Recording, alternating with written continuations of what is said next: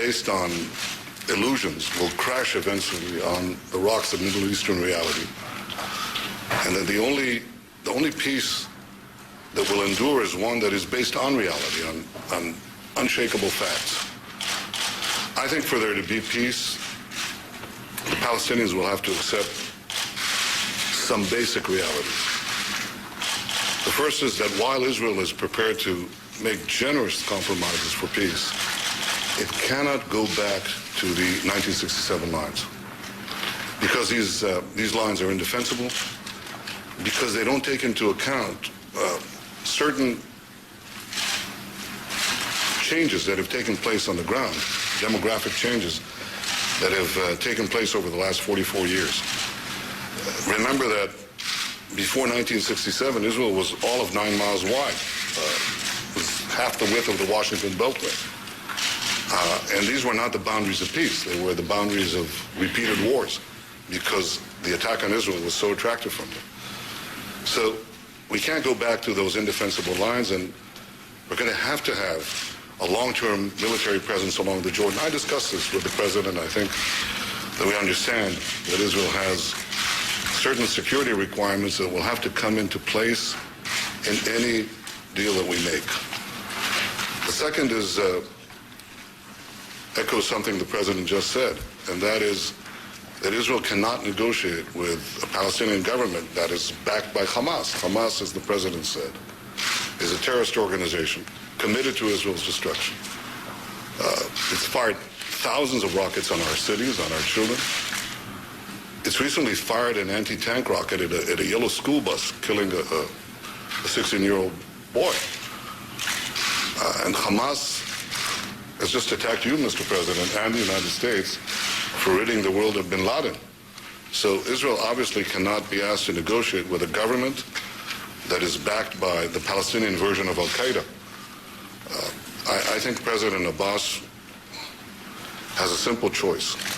He has to decide if he negotiates or keeps his pact with Hamas or makes peace with Israel. And I can only express what I said to you just now, that I hope he makes the choice, the right choice of choosing peace with Israel.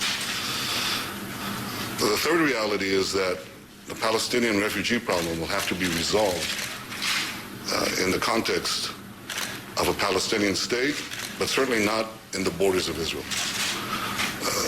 The Arab attack in 1948 on Israel resulted in two refugee problems: Palestinian refugee problem and Jewish refugees, roughly the same number, who were expelled from Arab lands. Now, tiny Israel absorbed the Jewish refugees, but the vast Arab world refused to absorb the Palestinian refugees. Now, 63 years later, the Palestinians come to us and they say to Israel, accept the grandchildren, really, and the great-grandchildren of these refugees, thereby wiping out Israel's future as a Jewish state. So it's not going to happen. Everybody knows it's not going to happen. And I think it's time to tell the Palestinians forthrightly, it's not going to happen. The Palestinian refugee problem has to be resolved. It can be resolved. And it will be resolved if the Palestinians choose to do so in a Palestinian state. That's a real possibility. But it's not going to be resolved within the Jewish state. The President and I discussed all these issues, and I think we may have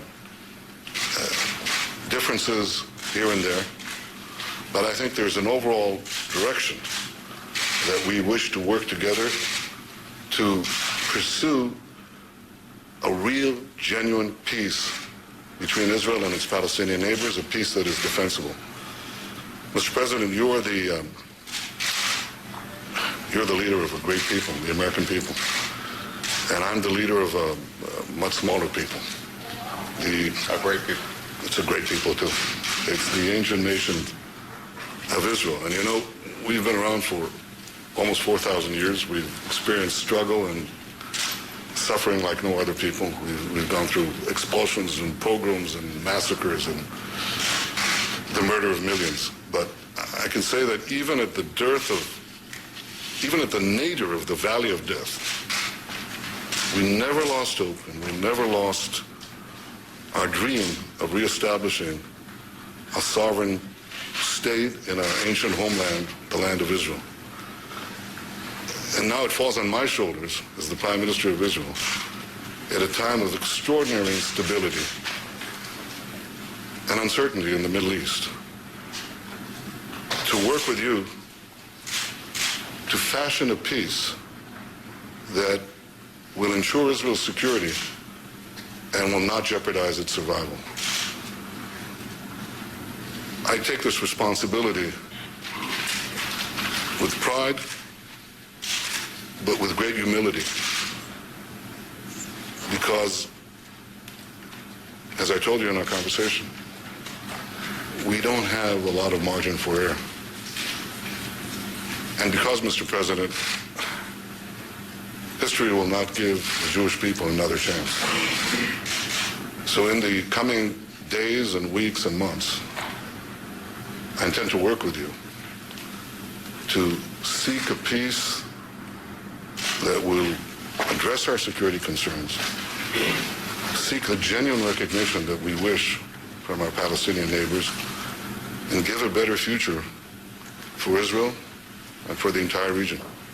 And I thank you for the opportunity to exchange our views and to work together for this common end. Thank you, Mr. President. PBN, for news that affects America. Join us on our live show at pushbacknow.com.